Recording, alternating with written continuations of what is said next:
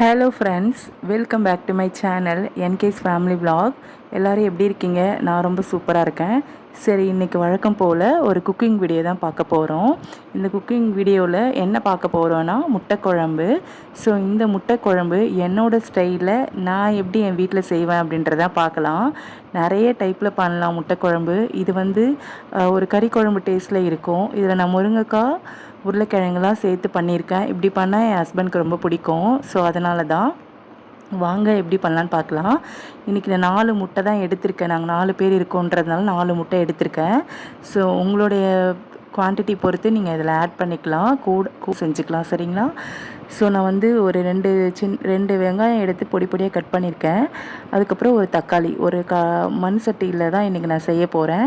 அதில் தேவையான அளவு எண்ணெய் ஊற்றிட்டு பட்டை, கிராம்பு, ஏலக்காய், சோம்பு இதெல்லாம் போட்டு தாளிச்சிக்கோங்க. அது லைட்டாக பொரிஞ்ச பிறகு 2 வெங்காயம் சின்ன சின்னதாக நறுக்கி வச்சுருக்கேன். அதை போட்டு நல்லா வதக்கிக்கோங்க.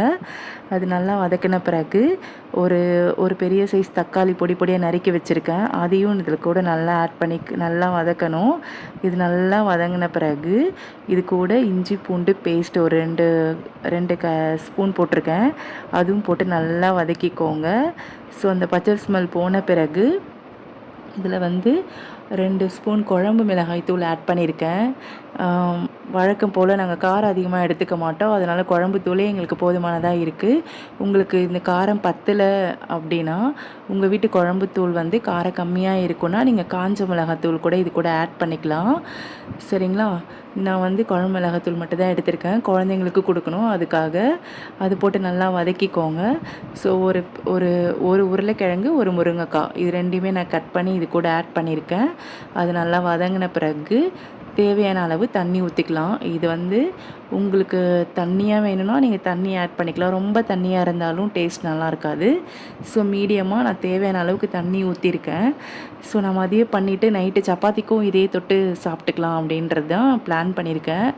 ஸோ அதனால் எனக்கு தேவையான அளவுக்கு நாங்கள் பண்ணிக்கிறோம். குழம்புக்கு தண்ணி ஊற்றிட்டேன்.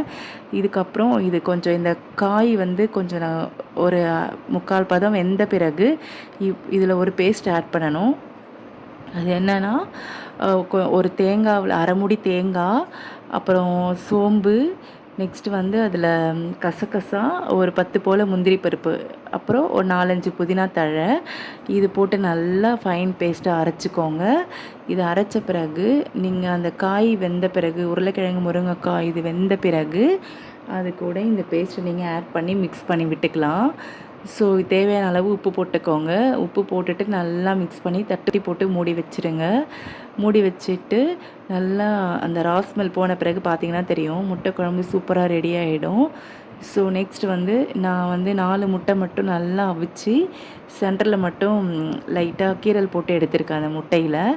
ஸோ அந்த முட்டையை ஏற்கனவே வேக வச்சுருக்கோம். மறுபடியும் இதில் நீங்கள் உடனே போட்டிங்கன்னா ரொம்ப வெந்துடும். அதனால் குழம்பு இறக்கும்போது நீங்கள் போட்டாலே போதும்.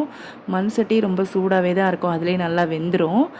ஸோ அதனால தான் நான் இறக்கும்போது போட்டிருக்கேன்.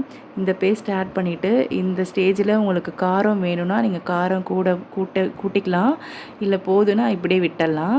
நல்லா மிக்ஸ் பண்ணிக்கோங்க.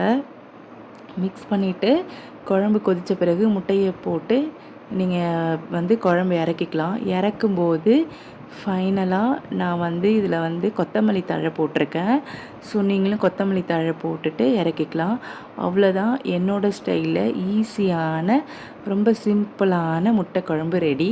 இது உண்மையாகவே சிக்கன் குழம்பு, மட்டன் குழம்பு அந்த டேஸ்ட்டில் தான் இருக்கும். நீங்களுமே ட்ரை பண்ணி பாருங்கள். கூடவே நீங்கள் இந்த குழம்பை என்ன மாதிரி ஸ்டைலில் பண்ணுவீங்கன்றதும் எனக்கு கமெண்ட் பண்ணுங்கள். ஸோ இது நிறைய டைப்பில் பண்ணலாம். இது என்னோடய ஸ்டைலு, இது எங்கள் அம்மா கிட்டேருந்து கற்றுக்கிட்டது.